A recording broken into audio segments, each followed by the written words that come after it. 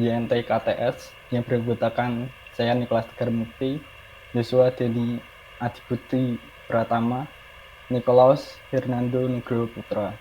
Kami akan menjelaskan tentang quicksort. Apa itu quicksort? Quicksort merupakan suatu algoritma pengurutan data yang menggunakan teknik pemecahan data menjadi partisi-partisi. Sehingga metode ini disebut juga dengan nama partition extend sort. Untuk memulai iterasi pengurutan, pertama-tama sebuah elemen dipilih dari data. Kemudian elemen-elemen data akan diurutkan diatur sedemikian rupa. Algoritma ini mengambil salah satu elemen secara biasanya dari tengah, elemen pertama atau elemen terakhir yang disebut dengan pivot. Lalu menyimpan semua elemen yang lebih kecil di sebelah kiri pivot dan semua elemen yang lebih besar di sebelah kanan pivot. Hal ini dilakukan secara rekursif terhadap elemen di sebelah kiri dan kanannya sampai semua elemen sudah terurut. Kelebihan menggunakan quicksort yaitu yang pertama, algoritmanya sederhana dan mudah untuk diterapkan pada berbagai bahasa pemrograman dan arsitektur mesin secara efisien. Kedua, algoritma pengurutan yang lebih cepat dengan perbandingan seperti merge sort dan deep sort. Ketiga, melakukan proses secara langsung pada input dengan sedikit tambahan memori. Dan keempat, bekerja dengan baik pada berbagai jenis input data seperti input data angka dan karakter. Kekurangan dari metode quicksort. 1. Sedikit kesalahan saja di dalam program bisa menyebabkan program tidak beraturan atau outputan tidak benar, bahkan eksekusi tidak akan pernah selesai. Kedua, secara umum bersifat tidak stable, yaitu mengubah urutan input dalam hasil akhirnya atau dalam hal inputan bernilai sama.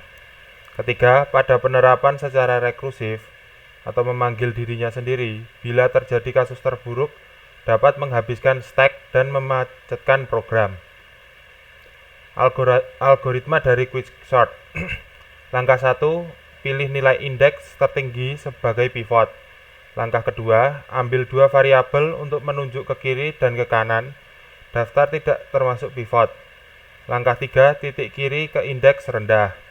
Langkah 4, titik kanan menuju ke yang tinggi.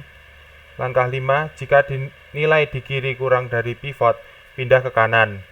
Langkah 6, jika nilai di kanan lebih besar dari pivot, pindah ke kiri. Langkah 7, jika langkah 5 dan langkah 6 tidak cocok, tukar kiri dan kanan. Langkah 8, jika kiri lebih besar sama dengan kanan, titik di mana mereka bertemu adalah pivot baru. Nah, untuk lebih jelasnya kita bisa melihat dari simulasi quicksort berikut. Pertama, kita memiliki contoh data atau array dengan urutan yang acak, yaitu 2, 5, 1, 7, 4, 8, 6, dan 3. Pertama-tama kita bisa menentukan nilai dari pivotnya terlebih dahulu. Di sini kita menggunakan indeks yang paling tinggi sebagai pivot, yaitu angka 3 yang berada pada ujung kanan dari data ini. Kemudian kita menentukan dua variabel sebagai penunjuk posisi.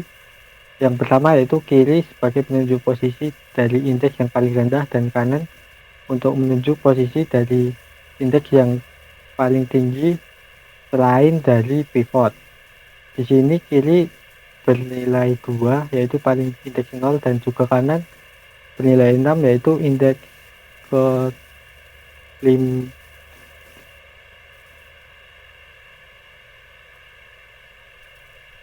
indeks ke-7. Nah, kemudian selanjutnya yaitu pada posisi kiri nilai dari isinya itu kurang dari pivot atau tidak. Nah, kalau iya kita tandai dengan warna hijau. Ini iya, artinya iya. Lalu untuk posisi kanan juga ditanyakan lagi apakah nilai dari posisi di kanan ini lebih dari pivot. Kalau iya kita lanjut lagi yaitu pindah ke kiri. Nah, posisi dari kiri bergeser ke kanan. Nah, di situ ditanyain lagi apakah nilainya itu kurang dari pivot. Kalau iya, kalau tidak, kita ditandai dengan warna merah itu. Lalu kalau pindah ke kanan, apakah nilai dari yang di kanan ini lebih besar dari pivot? Jika iya, lanjut ke kirinya. Nah, di kiri sini tetap karena kita menandai di mana posisi yang tidak sesuai tadi. Yang di kanan pindah ke kiri lagi dan menanyakan hal yang sama, yaitu apakah lebih besar dari pivot. Nah, jika iya, warnanya hijau itu menandakan warna kalau iya.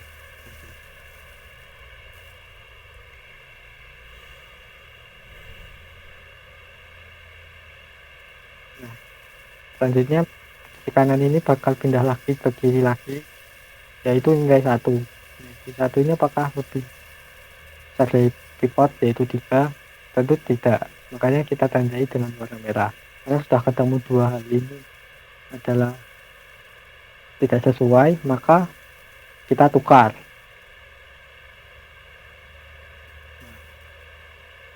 Selanjutnya nilai dari posisinya sudah ketemu, yaitu kiri sudah lebih besar dari kanan. Nah, di sini kalau sudah ketemu bakal ditanyain lagi apakah nilainya itu kurang dari pivot. Kalau kurang, kita tandain, lalu kita tukarkan dengan nilai pivot. Nah, ini nilai pivot. Lanjutnya. Nah, jadinya tercipta sebuah urutan baru. Sini ada posisi yang di kiri dari pivot itu adalah partisi pertama, dan angka-angka yang setelahnya atau di kanannya pivot adalah partisi kedua. Setiap partisi ini nanti akan dilakukan hal yang sama seperti pada proses yang tadi dijelaskan. Nah, pada partisi satu ini juga dilakukan yang sama karena hanya terdiri dari dua elemen, maka posisi kiri dan kanan sudah bertabrakan, yaitu sudah sama. Nah, untuk itu otomatis langsung ditanyakan apakah nilai dari posisi tersebut kurang dari pivot. Kalau enggak, ditukar.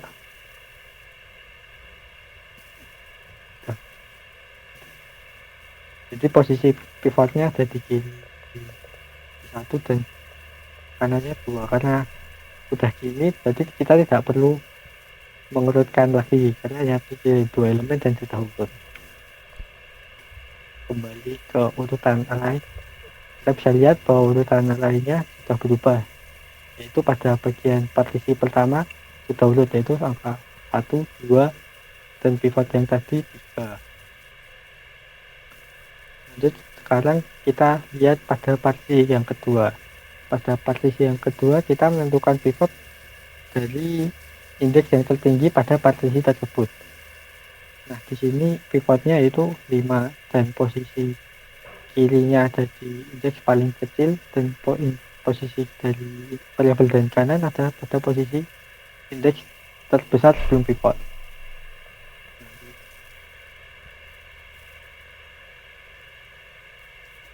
Nah, di kiri ini kita ditanyakan lagi seperti proses yang sebelum-sebelumnya, yaitu apakah nilainya itu kurang dari pivot. Nah, sini adalah nilai 7. Dan 7 lebih besar dari 5, maka hal itu tidak sesuai dan kita beri tanda. Kemudian kita lihat yang di kanan. Kanan adalah angka 6, di mana angka 6 ini lebih besar dari pivot, sehingga kita bisa lanjut ke sebelahnya, sebelah kiri lagi. Di kanan pindah ke kirinya, kita cek lagi apakah nilainya itu lebih besar dari pivot. Kalau iya, kita lanjutkan lagi ke kirinya lagi, yaitu 4. Nah, di pada posisi kanan yang bernilai 4 ini ternyata nilainya itu kurang dari pivot, maka kita beri tanda dan juga kita tukar dengan tadi yang di kiri tadi kita sudah beri tanda, sehingga urutannya sekarang sudah berubah yaitu 4, 7, 8, 6.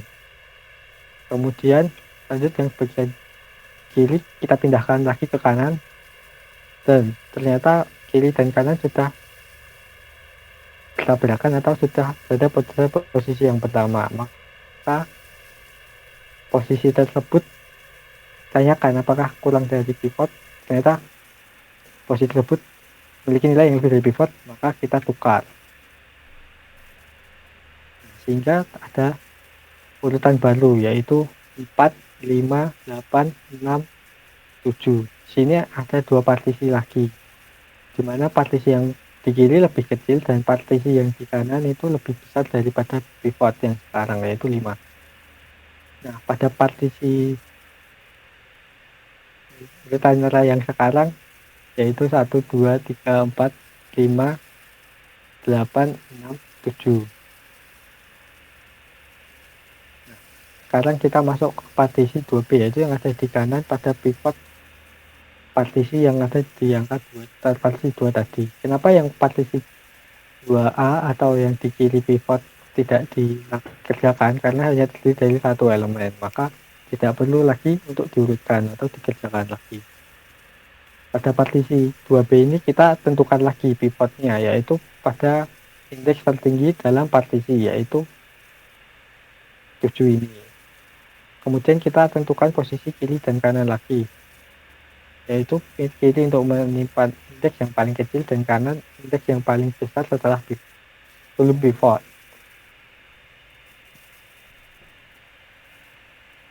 Nah, sini kita tanyakan lagi apakah nilai di kiri lebih kecil dari pivot. Kalau enggak, kita beri tanda. Kemudian lihat yang posisi kanan apakah nilai dari posisi yang di kanan itu lebih besar dari pivot. Kalau enggak, kita beri tanda lagi. Nah, karena keduanya ini tidak sesuai, maka kita tukar dengan sekarang urutannya menjadi 6, 8, 7, dimana posisi kiri dan kanan tetap.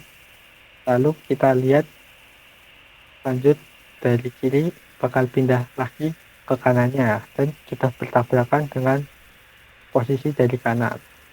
Nah, sini tanyain lagi apakah nilainya itu kurang dari pivot.